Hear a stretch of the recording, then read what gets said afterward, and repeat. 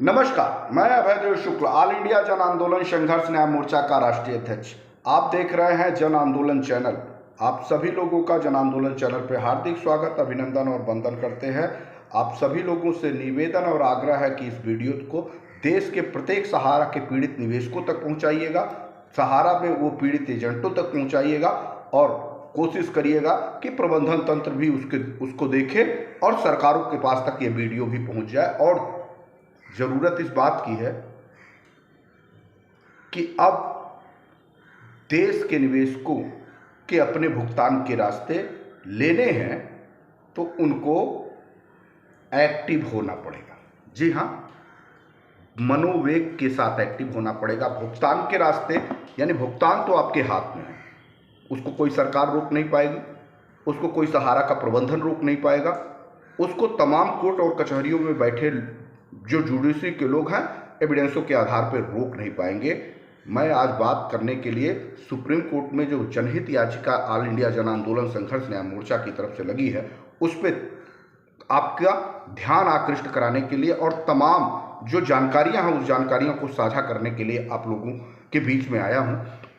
बहुत सारी बातें तो चलती रहेंगी, चर्चाओं का दौर होता रहेगा। कल सुब्रत राय का पुण्यतिथि मनाने की जो चर्चा थी वो भी देखा, किस तरह प्रशासन और सहारा के प्रबंधन तंत्र में एक मात्र लेटर का खौफ दिख रहा था। ये भी साफ साफ देश के लोगों ने देखा और इस आंदोलन की धमक को भी लोगों ने देखा है। तो निश्चित तौर पे जब ऑल इंडिया जन आंदोलन संघर्ष न्याय मोर्चा अपने किसी विजन के साथ आगे बढ़ती है तो वो बेहद रणनीति के साथ ही काम करती है और सुप्रीम कोर्ट भी पहुंच चुकी है। तो सुप्रीम कोर्ट पहुंच चुकी है तो क्या गाइडलाइंस सभी हमारे वकीलों की तरफ से है और क्या हम तैयारियां और करके आने वाले निकट बहुत चंद दिनों में देश के सुप्रीम कोर्ट में हियरिंग करते हमारे वकील नजर आएंगे और आपके हकों की लड़ाई कैसे लड़ी जाती है ये आप अपने अपने घरों से बैठ करके भी देखने लायक रहेंगे। तो निश्चित तौर पे आंदोलन के ऊपर आप लोगों ने भी विश्वास बनाए रखा है तो बनाए रखिएगा। तमाम परिस्थितियां निर्मित होने के बाद भी आंदोलन ने अपना पैर पीछे नहीं खींचा, कहीं से कोई विचलित नहीं हुआ, अपने लक्ष्य की तरफ अग्रसर है। तो आज भी इस लड़ाई को बड़ी जीवंत तरीके से लड़ रही है क्योंकि इस लड़ाई को कोर्ट के दहलीज तक ले जाना था। इस नाते आप लोग को आंदोलन में कुछ शिथिलता नजर आई होगी, उसका कारण जन आंदोलन मोर्चा नहीं है, ये बखूबी आप समझ सकते हैं कि उसके कारक कौन है। फिर भी आंदोलन ने अपना रुख नहीं बदला है, तरीके नहीं बदले हैं। हाँ, उसमें कुछ ना कुछ थोड़ी बहुत तब्दीलियां करी हैं। तब्दीलियों में आप आइए सुप्रीम कोर्ट में हम जनहित याचिका के बारे में बात करें और आपके पैसे के भुगतान के रास्ते कैसे सफल हो सकते हैं, कैसे मिल सकते हैं, क्या तरीका है, उसके बारे में चर्चा करते हैं। क्योंकि जब तक आप गंभीरतापूर्वक अपने पैसे के भुगतान के रास्ते के तरीके नहीं जान जाएंगे तब तक आपके पैसे बाधित होते रहेंगे और लोगों को आपके ऊपर राजनीति करने का, आपके ऊपर शोषण करने का मौका मिलता रहेगा। तो सबसे पहली बात कि जो हम इस समय दिल्ली में हैं, सुप्रीम कोर्ट की में तमाम जो लीगल कार्यवाहियों की वैधानिक वकीलों के द्वारा जो तरीके बताए जा रहे हैं जिसके कारण आपका जो PIL की लिस्टिंग है थोड़ी बहुत लेट है, तो उस पर तमाम चीज़ें मेंशन की गई हैं और आपको बहुत जल्दी उसमें लिस्टिंग करते दिखाई भी देगी और कई और प्राविधानों को उसमें जोड़ने की तैयारी है क्योंकि इधर कुछ कोर्ट के फैसले भी आए हैं। एक मौका है हम लोगों के पास कि फैसले के विरुद्ध भी सुप्रीम कोर्ट में वो चीज़ें मेंशन करा दी जाए ताकि हमको अलग से कोई आइए या अलग से कोई याचिका डालने की जरूरत ना पड़े। तो इस पे भी हम लोग अपनी पूरी तैयारी कर रहे हैं, अपने वकीलों के माध्यम से इसकी सारी सूचनाएं हम लोगों ने दे दी हैं और वो सारे कागज भी कलेक्ट करके हम सभी लोगों ने दे दिए। रही बात हमारे वकीलों का स्पष्ट रूप से ये कहना है कि जब हम केस में चलें तो हमको किसी चीज़ की ज़रूरत ना पड़े, हम निर्द्वंद्वतापूर्वक उस लड़ाई को लड़ें। और उनका भी स्पष्ट यही कहना है कि आप अगर उनके 3 लाख करोड़ या 4 लाख करोड़ रुपए की बात करते हुए नजर आएंगे तो आपके भुगतान के रास्ते कई सालों तक नहीं पाएंगे।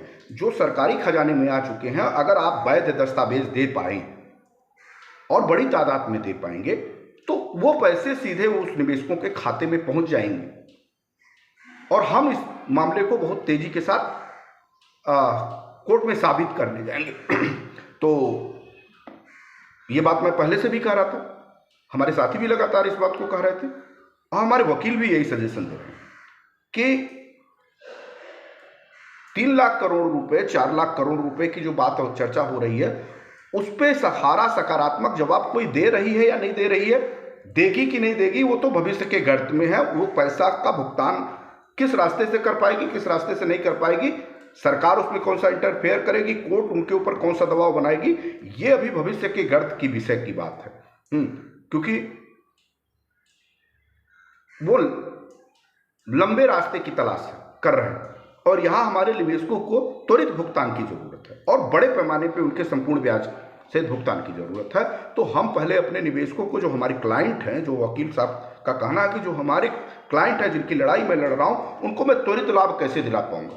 तो हमारे पास जो संसाधन दिख रहा है वो दिख रहा है कि सहारा सेबी के जो खाते में पैसा पड़ा है, जिस तथ्यों को आप लोगों ने प्रस्तुत करके हमारे कागजात के रूप में मेंशन किया है, उस तथ्यों में थोड़ी सी आप लोग अगर मेहनत कर देंगे तो हम लाखों की संख्या को वहां पिटिशनर के रूप में रख देंगे, वहां उनको एप्लीकेंट के रूप में रख देंगे और जिन लोगों का जो एप्लीकेंट हो जाएंगे उन लोगों का 100% पैसा सुरक्षित हो जाएगा और हमको बहुत आसानी हो जाएगी। जो ही हम वेरिफिकेशन और तथ्य के साथ सुप्रीम कोर्ट में अपनी बात रखेंगे त्यों ही सुप्रीम कोर्ट को संपूर्ण बातों का संज्ञान हो जाएगा। हालांकि किस तथ्य और किस आधार पर और भी लोग अपनी बात रख रहे हैं, क्या कह रहे हैं, वो विषय की बात का विषय है, लेकिन इसके लिए हम लोगों को यानी वकील के पैनलों को सक्षम पटल को नोटिस देने की जरूरत होगी और उस नोटिस के आधार पर जब वो हमारे यहाँ आएंगे यानी हमारे टेबल पे हमारे सवालों का जवाब देंगे, उसी में वो घेर लिए जाएंगे और उसमें सरकार भी और सेबी भी नहीं छोड़ी जाएगी। क्योंकि सेबी का पास जो पैसा पड़ा हुआ है वो देश के निवेशकों का है जिसको कन्वर्जन कराया गया था और वो कन्वर्जन कराने के बाद उसी कागज को पैसा दिखा करके, एफिडेविट लगा करके सहारा के प्रबंधन तंत्र ने कह दिया था कि देश के निवेशकों का पैसे का भुगतान हमने कर दिया। पैसे का भुगतान तो उन्होंने किया नहीं, बदले में कागज दे दिया, एक बार नहीं कई बार कागज दे दिया और ये अभी तक साबित करने के लिए उनको पक्षकार बनाकर के बुलाया नहीं गया है। तो बहुत जल्द ही हम सभी लोगों को, चूंकि उन लोग का, वकील साहब लोगों का ये भी हमारे कहना है कि हम अगर किसी केसेस में जोड़ दिए जाएंगे तो उस केस के माध्यम से हमारे पास अपनी बात रखने का मौका मिलेगा, लेकिन अगर हमारी बेंच स्थापित हो जाएगी, हम बेंच लेने में कामयाब हो जाएंगे तो हम उनको नोटिस करा पाएंगे और चाहे वो सरकार हो, चाहे सहारा का प्रबंधन तंत्र हो, चाहे जिम्मेदार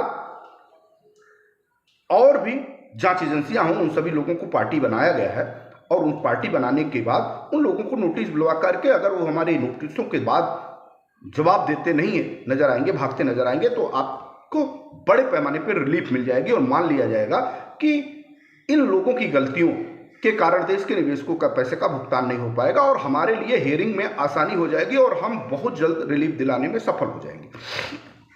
तो चूंकि हम लोग सुप्रीम कोर्ट में हैं और तमाम साथी इस इंतजार में हैं कि हमारी लिस्टिंग नहीं हो पाई है, अब कुछ लोग उसको कई तरीके से, चूंकि उन लोगों का काम ही था पहले आंदोलन को कमजोर किया और करने की पूरी कोशिश भी की,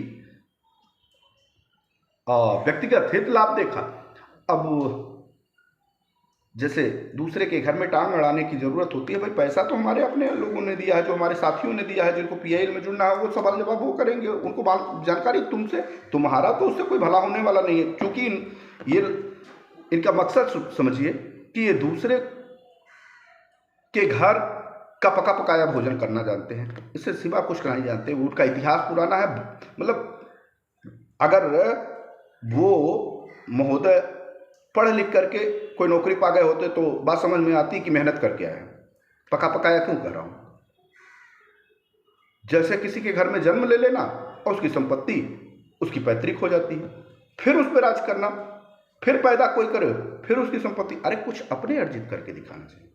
तो इतिहास पुराना है कि पका पकाया भोजन है, करो तो मिल जाएगा, मिलता नहीं। और आप बाकी सारी चीज़ें भी कुछ कहेंगे तो विवाद होगा, उन्होंने भी कहा विवाद होगा, तो हम भी कुछ कहेंगे तो विवाद होगा। तो उस विवाद में हम लोगों को नहीं जाना है।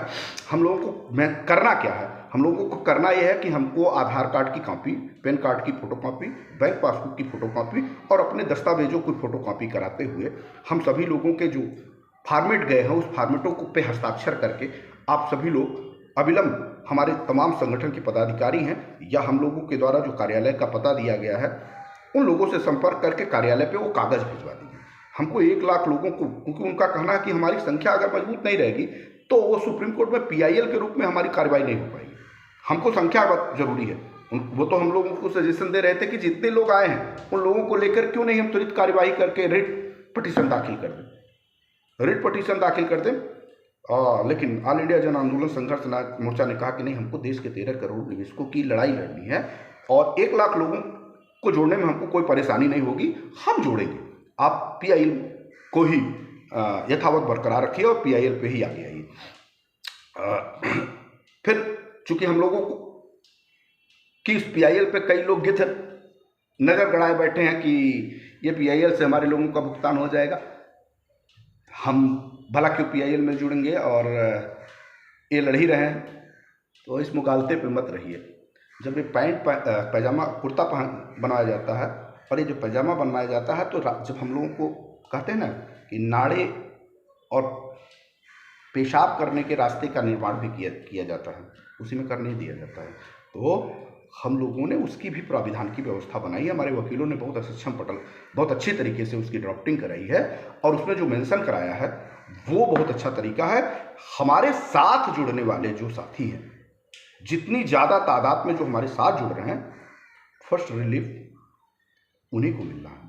उसके बाद हो सकता है कि बच जाए सहारा सेवी के खाते से, तो आपको भी मिल जाएगा, आप अपना उस ऑर्डर कॉपी को लेके जाएगा। लेकिन प्रथम कार्रवाई मेंशन होने वाले लोगों को ही मिलेगी, क्योंकि वो पिटिशनर हैं, वो उसमें कंप्लेनर हैं और उनके माध्यम, संगठन तो एक नाम है लेकिन संगठन से जुड़े वाले लोग, इतने लोग इसमें पीड़ित और प्रभावित हैं, वो प्राथमिकता के आधार पर उनको पहली लिस्टिंग में जगह दे दी जाएगी, क्योंकि केस तो वही लड़ रहे हैं, केस तो वही। हाँ, उसका तरीका हम लोगों ने बदल दिया कि जो लोग 1 लाख रुपए तक हैं वो महज 100 रुपये की सदस्यता में आ जाएंगे, जो लोग 1 लाख से ऊपर हैं वो 600 रुपये में आ जाएंगे।